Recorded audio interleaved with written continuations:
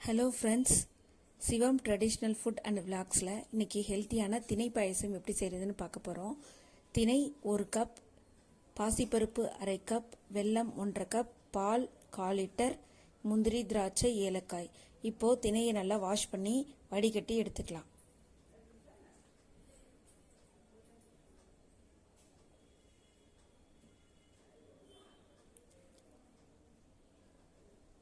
Wash பண்ண பிறகு ஒரு கடாய் வச்சுட்டு 2 ஸ்பூன் நெய் விட்டு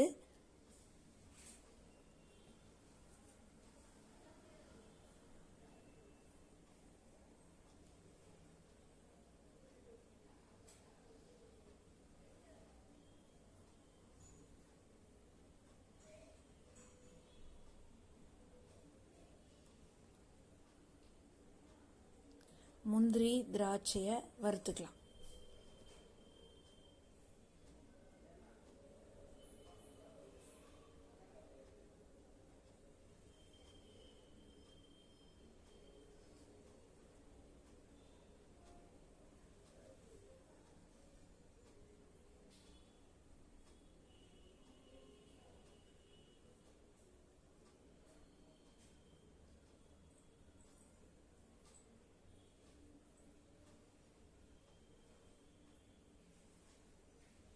முந்திரி செவந்தோன்னு திராட்சையை போட்டுக்கலாம்.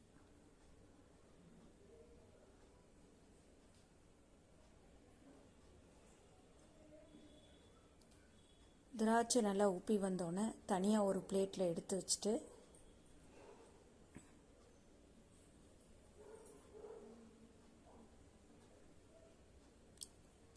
அதே பேனில் பாசிப்பருப்பை போட்டு வறுத்துக்கலாம்.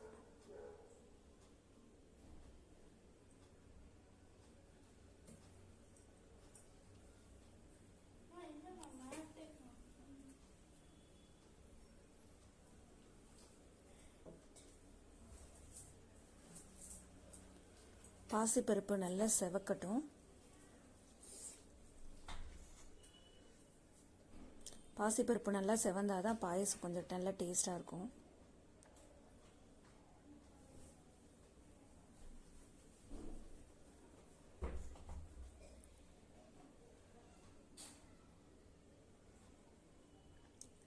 செவந்து நல்லா வாசம் வந்தோடனே தனியாக எடுத்து ஒரு பிளேட்டில் வச்சுட்டு அதே இதில் நம்ம திணையையும் வறுத்து எடுத்துக்க போகிறோம். வடிகட்டி வச்ச திணையையும் அதிலே நல்லா நெய்யிலே வறுத்து எடுத்துக்க போகிறோம்.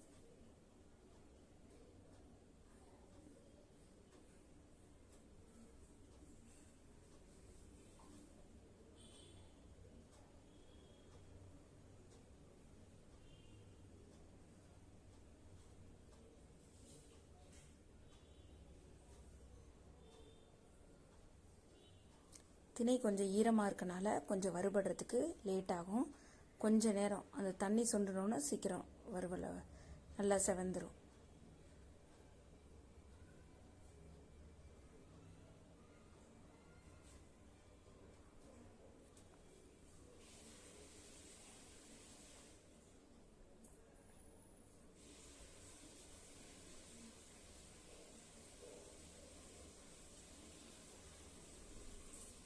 இப்போது இதை வேக வைக்கிறதுக்கு ஒரு குக்கர் எடுத்துக்கலாம்.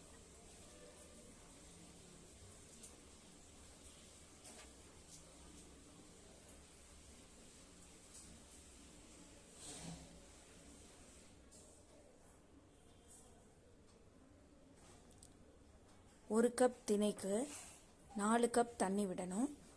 குக்கரை வச்சுட்டு 4 கப், எந்த கப்பில் திணை எடுக்கிறீங்களோ அதே கப்பில் 4 கப் தண்ணி விட்டு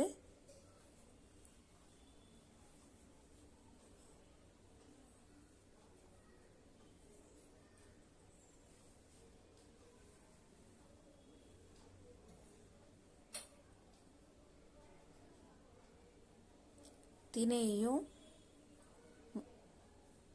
பாசிப்பருப்பையும் போட்டு நல்லா சிம்லே வச்சு ஒரு 5 விசில் வர்ற வரைக்கும் நல்லா வேக வச்சுக்கணும்.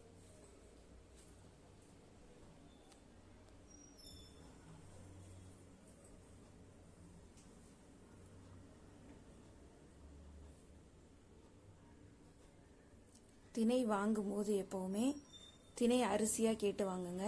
அது உமியோடு இருக்கும். முழு திணையை வாங்கினா அதை சாப்பிடும்போது நம்ம பாயசம் குடிக்கும்போது நரன்னு அந்த உமி வரும். அது சாப்பிட்றதுக்கு கொஞ்சம் தொண்டையெல்லாம் அடைக்கும். அதனால திணை அரிசியாக பார்த்து வாங்கிக்கோங்க, முழு திணை வாங்காதீங்க.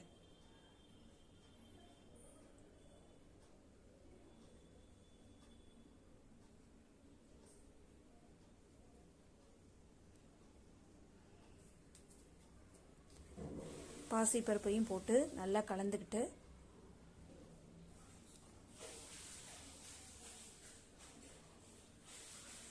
நம்ம பேனை மூடிடலாம். க்ளோஸ் பண்ணி வேக வச்சுக்கலாம்.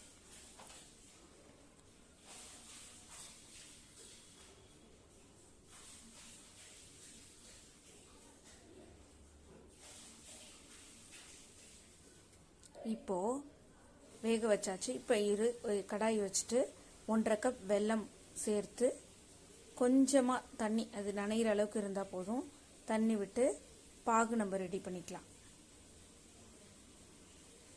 பாகு நல்லா கொஞ்சம் வெல்லம் நல்லா கரைஞ்சி வரட்டும்.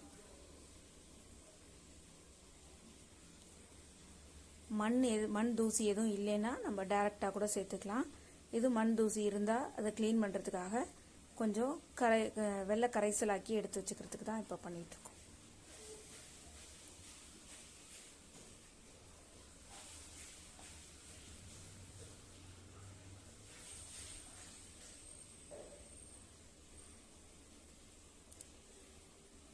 இப்போ நல்லா வெல்லம் கொதிச்சு கரைஞ்சிருச்சு. அதை தனியாக தூசி எதுவும் இல்லை, சுத்தமாக தான் இருக்குது. அப்படியே நான் எடுத்து வச்சுக்கிறேன், கிணத்துல ஊற்றி வச்சிடறேன். இப்போது விசில் வந்துருச்சு. நல்ல சிம்மில் ஒரு 5 விசில் வரட்டும். சிம்லேயே வச்சு வேக வைங்க. சிறுதானியங்கள்லாம் வேகிறதுக்கு கொஞ்சம் டைம் ஆகும். அதனால கொஞ்சம் நல்லா வேக வச்சுக்கிட்டா தான் நல்லா பாயசம் நல்லாயிருக்கும் சாப்பிட்றதுக்கு. இப்போது நல்லா வந்துருச்சு. இப்போ நல்லா அது கொஞ்சம் கொஞ்சம் கட்டி எதுவும் இருந்தால் நல்லா கலக்கிக்கலாம்.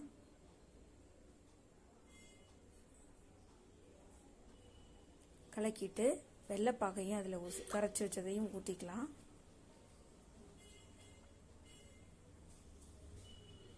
நல்லா கலந்துட்டு இப்போ பால் நான் காய்ச்சி ஆற வச்சு 1/4 லிட்டர் பால் வச்சுருக்கேன். பால் இந்த வெள்ளை கரைசலோட டைரெக்டாக சேர்க்கும்போது ஒரு சில நேரம் பால் திரிஞ்சு போயிடும். அதனால வெல்லம் இதெல்லாம் கரைஞ்சி ரெடி ஆகி கொஞ்சம் ஆறினோன்னு காய்ச்சின பாலை கலந்துக்கலாம். இப்போது வெள்ளைப்பாகு, அதனால வெள்ளைப்பாகு மட்டும்தான் ஊற்றிருக்கேன்.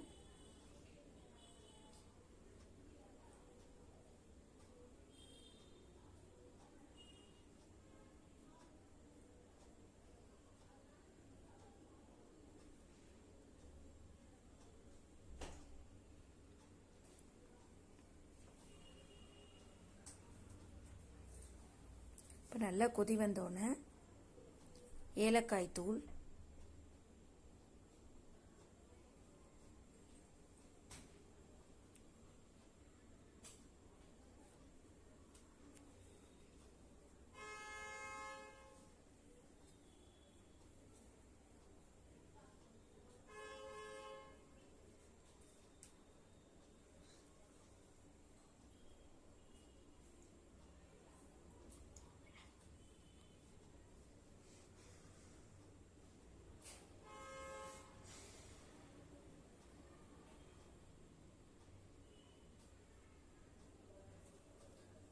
முந்திரி திராட்சையும் சேர்த்து கிளறிக்கலாம்.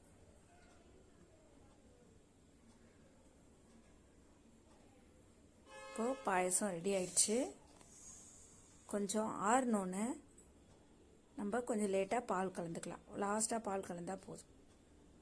இப்போது பாலை ஊற்றி ஆறிடுச்சு. பால் ஊற்றி கலந்துக்கிறோம். கலந்துக்கிட்டு நம்ம வேறு பவுலில் மாற்றி சர்வ் பண்ணலாம்.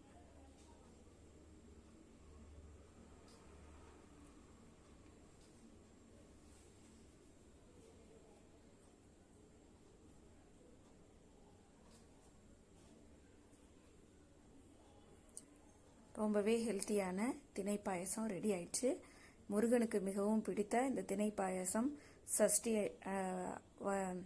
மகா சஷ்டி அன்னைக்கு இது முருகனுக்கு வச்சு நைவேத்தியம் பண்ணலாம். எல்லாம் வீட்டில் ட்ரை பண்ணி பாருங்கள்.